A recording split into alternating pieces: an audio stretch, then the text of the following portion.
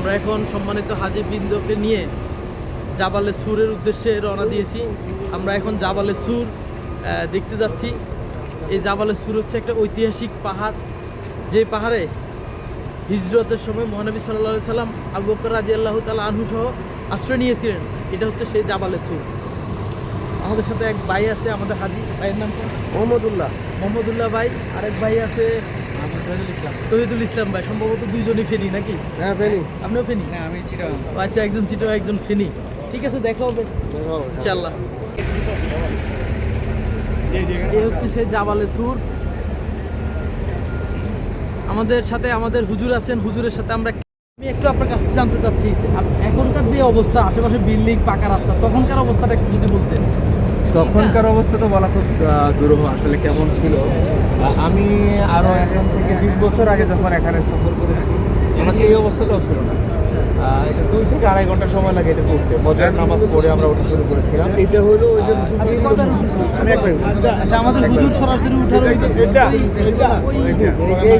যে গুহাটাতে আশ্রয় নিয়েছিলেন, ওই গুহাটাকে দেখেছি একেবারে ওই গুহাতে। ওখানে একেবারে এত চমৎকার, এখানে মনে হচ্ছে যে কবুতর এসে বা মাকড়সা এসে কল্পনা করতেছিলেন। হ্যাঁ একেবারে না না, হেরাই গুহা না, এটা হলো জাবালে সুর, যেখানে সাল্লাল্লাহু আলাইহি সাল্লাম আশ্রয় নিয়েছিলেন তিনি আবু বকর রাদিয়াল্লাহু তাআলা সহ। কবুতরের ডিমের ঘটনাটা এখানে ঘটেছিল। কবুতর মাকড়সার জাল।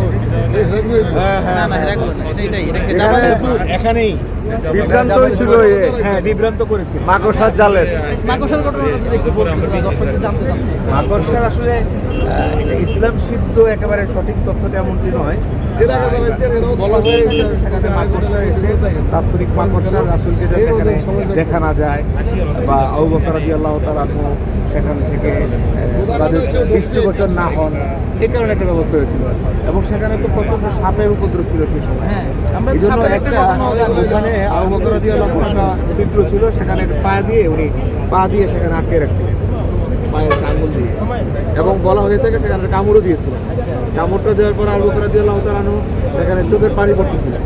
এই পানিটা রাসূল সাল্লাল্লাহু আলাইহি ওয়াসাল্লাম তখন আবু বকরের ইয়ার মধ্যে শুয়েছিলেন এবং শুয়ে থাকার কারণে হঠাৎ করে পানি যখন পড়লো, রাসূল হঠাৎ করে পানি করতে আবু বকর কাঁদতেছে কেন? তখন বলেছিলেন যে একটু আগে আমাকে এখানে সাপে দংশন করেছে। তো সাপে দংশন, তুমি এখানে পা দিলে কেন? যে এখানে যদি সাপ চলে আসে তাহলে আপনাকে কেটে ফেলবে, আপনাকে দংশন করবে। এই দংশন যাতে করতে না পারে এই জন্য আমি পা দিয়ে রাখছিলাম। তুমি বলোনি কেন? আপনার জন্য কষ্ট হয়ে যাবে, এই কারণে বলি। আর আরেকটা বিষয় হচ্ছে, এটা ছিল আমরা যতটুকু কল্পনা করতে পারি, এটা ছিল মরুভূমি। এটা মানে তখনকার সময়টা চিন্তা করেন, এখন তো অনেক আধুনিক, আমরা এসি বাসে করে এসেছি। মজার বিষয় হচ্ছে আসমা বিনত আবু বকর রাদিয়াল্লাহু তাআলা আনহুর মেয়ে মাঝে মধ্যে এখানে আসতেন, রাতে অন্ধকারে এসে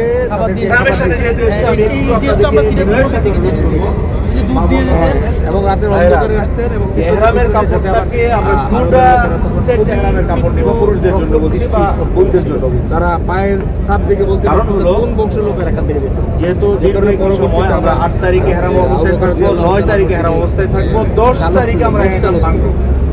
এদিক দিয়ে পরে আবার আড়াই থেকে 3 দিন সময় আমাকে ইহরামের কাপড় পরে থাকতে হবে, গোসল করতে হবে। জানতে পারলেন সেই কারণে অনেক সময় ওখানে টয়লেটগত কারণে দেখা যাচ্ছে যে আপনি টয়লেট ব্যবহার করতে যাচ্ছেন, সেই জায়গায় কোনো ক্ষেত্রে যে পরিষ্কার পরিচ্ছন্নতা থাকা দরকার, কোনো ক্ষেত্রে সংশয় তৈরি হতে পারে। কল্পনা করেন যদি সংশয় তৈরি হয়, আমরা সাধারণত সমস্যাটা হয় না। 2.5 ঘন্টার সময়ের মধ্যে নিচের দেশে সংশয় প্রস্রাব করতে গেল, হঠাৎ করে দেখা গেল মনে হলো লেগে গেল। এটা যাতে না হয় এই জন্য আমি পরামর্শ দেবো, আমিও তাই করেছি। দেখ, উনার তো 2.5 ঘন্টা সময় লেগেছে।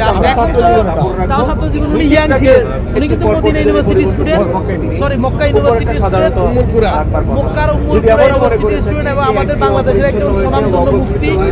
আমরা ওনাকে পেয়ে ধন্য। আপনারা পুরো ভিডিওতে ওনার বর্ণনাই আপনারা শুনতে পাবেন, উনি ঐতিহাসিক স্থানগুলোর বর্ণনা দিবেন। 2 নাম্বার কাজ হচ্ছে যেটা এখন দেখানো যাবে, যেটা বলা হচ্ছে আল হাজ্জু বিল আরাফা। হজ মানে হচ্ছে আরাফা। 11-12 বছর ছিলাম, পড়াশোনা করেছি। আরাফা ছুটে গেল, হজ হলো। ওখান থেকে আপনি বলবেন যে আমাদের উম্মুল ছাগল কোরবানি করে দেব, দম দিয়ে দিব। কাবা শরীফের ইমামরা যেখানে আছেন এই সুযোগ নাই। পাঠদান করছেন এজন্য তাদের কাছ থেকে একটু সময়ের জন্য হলেও সেখানে অবস্থান করতে হবে সুবহানাল্লাহ, আমরা এবং হুজুরকে পেয়ে সূর্যাস্তের সময়টাতে সেখানে থাকতে সবাইকে হবে। ভালো রাখুন। এটা হলো দোয়া করছি হাজিরপুর। যারা এই ভিডিও দেখবেন, আল্লাহ রাব্বুল আলামিন যাতে আপনাদেরকে এই সৌভাগ্য দান করে, আপনাদেরকে দয়ুফুর রহমান হিসেবে কবুল করেন, আপনারাও যাতে এসে আল্লাহর মেহমান হতে পারে সেই তৌফিক মহান মনে করবেন। পুরো ভিডিওতে কিন্তু হুজুরের বর্ণনায় আপনারা শুনবেন।